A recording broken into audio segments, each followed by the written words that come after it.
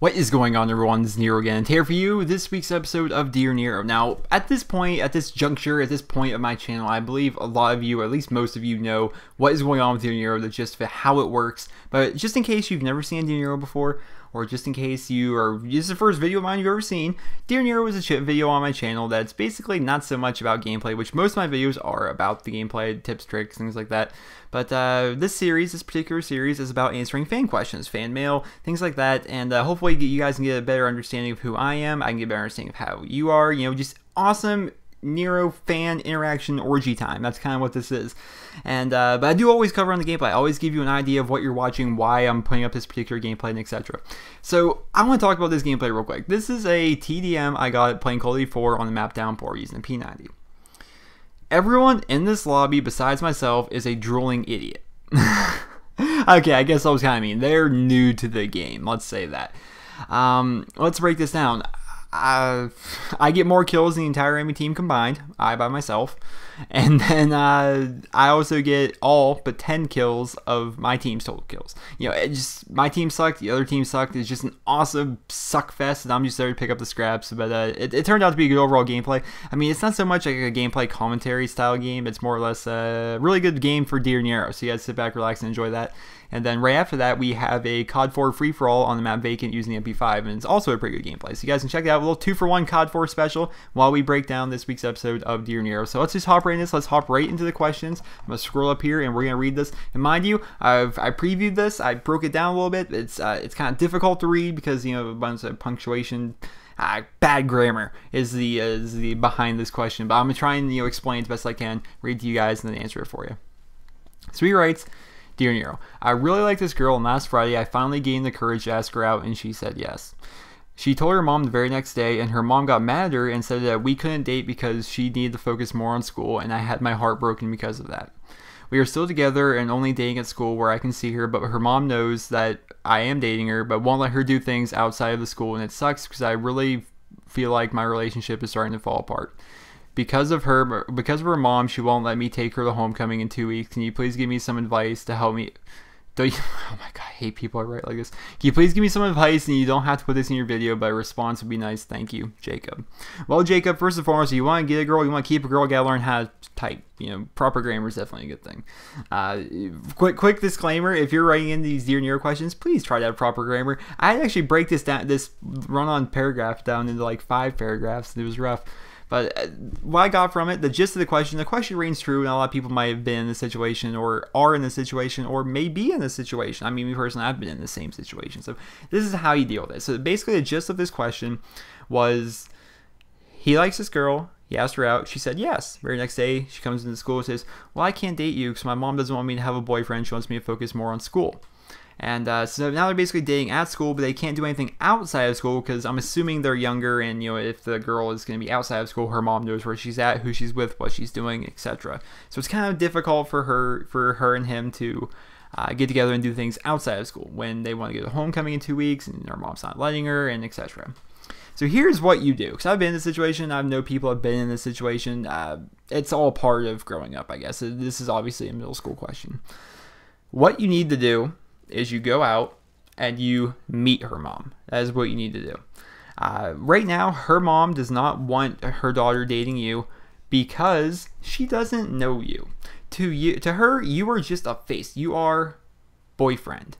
She has no idea who you are. She has no idea who you are, what you look like, what you're about, anything. She knows nothing of you. Here's what you do. You need to do something or find some basically an excuse to meet her mom.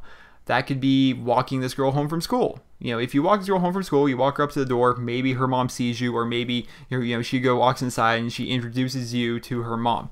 At which point, her mom is going to get a better understanding of who you are as a person. She's going to get a better understanding of what you look like, what you're about, realizing that you're not just this horrible person that's after her daughter, and realizing that there is really no negative consequences to you dating her daughter. The effects may not be immediate. She may not warm up to you very quickly, but if she at least knows what you look like and knows how you act, a little bit more about you, maybe she lets you do something with her daughter outside of school, once, in a week or so, or, just once on the weekend or something like that. At which point you get another chance to make another impression on this mom. And everything about when you meet this girl's mom is going to be all about your first impression. Stand up straight, you speak clearly, don't slouch, just be be the best person that you can possibly be Superman to her mom. If you do that, I'm sure she's gonna warm up to you, and then the idea of going out with this girl outside of school to her is not gonna be so foreign, such a horrible idea. And then maybe we'll see what goes from there. So hopefully I answered your question. Hopefully I helped you out a little bit. My honest advice: meet her mom, find a way to meet her mom, and then she will just think better of you. Right now, she doesn't know you. So let's hop on his next question. He writes, Dear Nero. It's Jamal from Kansas again. If you guys don't know Jamal from Kansas, I've answered another question from him in a different episode of Dear Nero. Now I'm wondering, would you give up your YouTube success and fans and money if you ever were to happen to win the lottery or come into some other form of big money? Now, that was a good one. I mean, it was a question that, some people may wonder, what it makes people think, when are people going to quit YouTube? What would cause some of their favorite commentators to quit YouTube? It would take a hell of a lot for me to quit YouTube. I mean, only way I think I would honestly stop doing it is if I did something so wrong and wronged so many people that my core fan base was down to like 100 people or so, at which point I would say my goodbyes to them and move on. But in terms of, if I let's say, for example, I won $10 million from the lottery, would I quit YouTube for that? Hell no. I would become the freaking best YouTuber in the world. First and foremost, I'd buy myself the greatest PC known to man. That's what I would do. I would also pay to have the greatest internet known to man. Alright, I would pay to get a better microphone. The microphone I'm talking about right now is by no means a bad microphone, but it's about $120. I would get a better one. I would get a pop filter. I would have a freaking studio.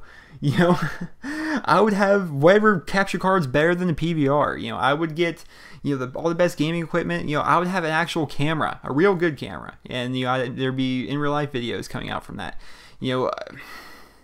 I would hire an editor, right? Well, I posted a montage yesterday. I would hire an editor, so I'd have to stop editing my own stuff because my edits suck. I would hire someone to do my thumbnails because my thumbnails suck. I would hire Michael Bay to make my freaking intro. My videos would be phenomenal, and I would pay for speech lessons. I would learn to talk better. If I were to get like a lottery thing, man, I wouldn't quit YouTube. I would go super YouTube. That's what I would do. I mean, maybe other people's opinions and ideas would be different than mine, but no, I would definitely not quit YouTube if I were to go into big money. But I think that was a good question.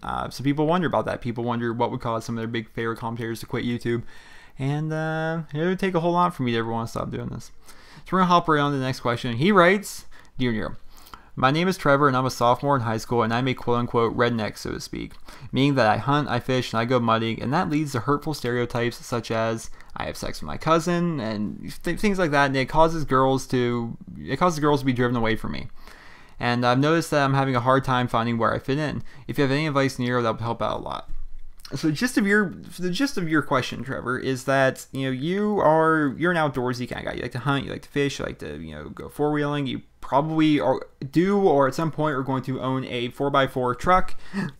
And the funny part about all that is the fact that you just described roughly 60% of the people that live in my town. Mind you, I live in a small town in Pennsylvania. There's roughly 5,000 people that live here, and obviously a very small demographic of that is actually people of your age. What is my honest advice? You feel as though you're not fitting in, you get made fun of by some people. Here's my honest goodness advice. You said you're a sophomore, that means you're in high school. You want to know a little thing about high school? It doesn't fucking matter at all. Obviously your grades matter. Obviously it matters, you need to put your best foot forward and try and be successful in all your grades and all your endeavors, and have a bright future because of it and all that good stuff. But in terms of the people you go to school with, they do not matter in any way, shape, or form. You want to know how many people I'm still in contact with since I graduated from high school? Damn. I think 2. Honestly, I think there's 2 people that were in my grade that I still talk to somewhat frequently. Yeah, I mean, it really doesn't matter. The people you go to high school don't matter. I know it's kind of hard, and I mean, it may not be the best answer for you, because obviously I'm not in school anymore. It's a lot easier for me to cope with that because I'm not in school anymore. You're in school and obviously you have to deal with it. These people that are quote unquote make fun of you because you go four-wheeling and whatnot, I'm sure it's by no means, you know, as bad as you're making it seem. My honest opinion though, who cares about them? I mean, these people, I mean, I see people I go to high school with, I used to go to high school with, I will see them. I think nothing of them when I see them. You know, I do not care, you know, who they're dating. I don't care what they do for a living at this point. I do not care how they are feeling. I don't care at all about them because I barely know them. You know, those people, I'm sure it's the same for them. I mean, they'll say hi to me. You know, we're civil to each other. Hey, what's going on? I haven't seen you in a while. They don't give a shit. They don't know about me. They don't care what I'm doing. They don't care who I'm with. They don't care anything. They just, you know, whatever. And that's the beauty. I mean, once high school is over, all those people fade away. So my honest to goodness opinion for you, be you. Don't change. Do you think I got so much shit going through high school because I played a lot of video games? Or you know, most of that shit was coming from druggies I used to hang out with. But, you know, those people, they don't matter to me anymore. And those people, I don't matter to them anymore. You know, that's just how high school works. And my honest opinion, don't change anything. Be you. Continue to be you. And haters gonna hate, I guess would be the best advice I can give you, man. Be proud of you. Because you should be proud of you. Everyone should be proud of who they are. This next one's about YouTube. This is actually a good one. So he writes, Dear Nero. So I've always wanted to get into YouTube, but I can never really commit myself to just jump in. I do know that tags are an important factor in getting yourself noticed through to the I'm horrible at reading. I should really not do these at 4 in the morning. I do know that tags are an important factor in getting yourself noticed through the thousands of other videos that you must compete with. Since you are a decent sized channel, I was wondering if you could share some insight as to how to correctly tag a video, especially considering the splashes you made in the YouTube scene around the time Modern Warfare 3 was released. Sincerely, Marlon from Canada. Well, Marlon, let's talk about this. That's how I did get big on YouTube. It was Modern Warfare 3, and part of that was all of the utilization of tags in my videos. Now, going into YouTube, I mean, I've said this so many times. I said it on my own channel back when I had 400 subscribers right before Modern Warfare 3 came out. I was like, you know what? A new Call of Duty is a new beginning for so many channels. And my channel was going to be, I said it, I called it, like, my channel is going to be one of them. I know what I'm going to do, and I know how I'm going to get people to notice me.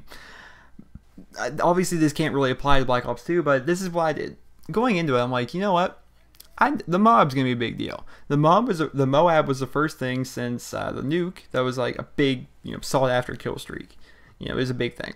And I knew people wanted to know more about it. We knew it was in the game. We knew it was similar to a nuke. We didn't really know how it performed. We didn't really know what it was about.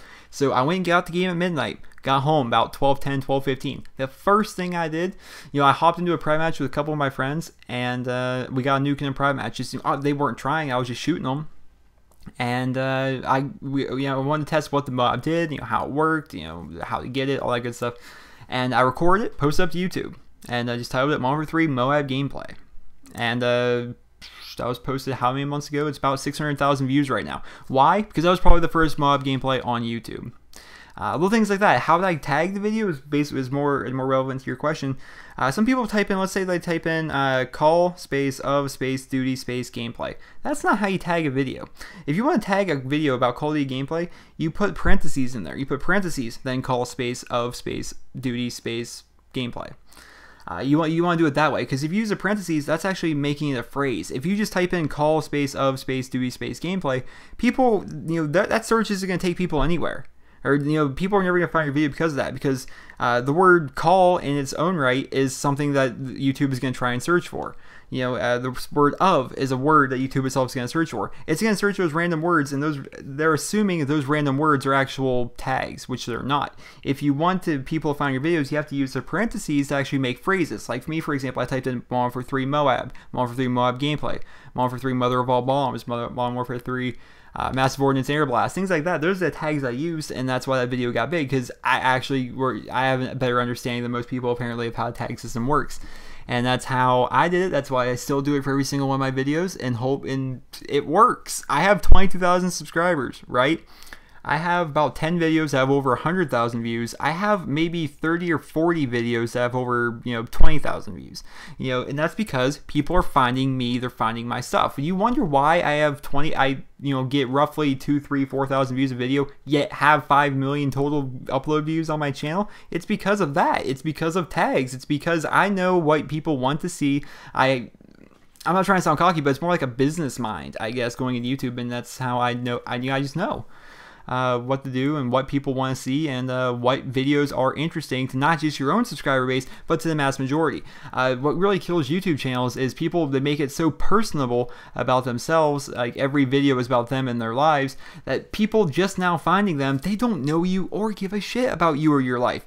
What you need to do is get some awesome gameplay up there, and then if the people come here enough to see your awesome gameplay, eventually they're going to fall in love with you. I mean, I guarantee at this point, I'm not trying to sound cocky here, I'm really stressing that, I'm not trying to sound like a douche, but I could probably post a video of me going 0-50 in a team deathmatch, and it'll still get 2,000 views because people want to see me talk, or hear me talk. That sounds horrible. I'm just terrible at doing this, but it's 4:30 in the morning. That kind of thing. If you want people to fall in love with you, it starts with gameplay, and more better, it starts with tags. It starts with proper tagging of your videos so people can find you. That's probably the biggest thing about YouTube. So I hope you guys all enjoyed this week's episode of Dear Nero. Kind of all over the place, but I hope you guys all enjoy it nonetheless. Like I said, if you guys would like your questions featured on next week's episode of Dear Nero, simply send me a PM here on YouTube with the title Dear Nero. I'll go through them all beginning of next week, and best questions, I'll write them down, and they'll be on the episode. So hope you guys all enjoyed. Remember, rate the video. Hope you guys all have a wonderful day. I was banging 7 gram rocks, that's how I roll. I got one game.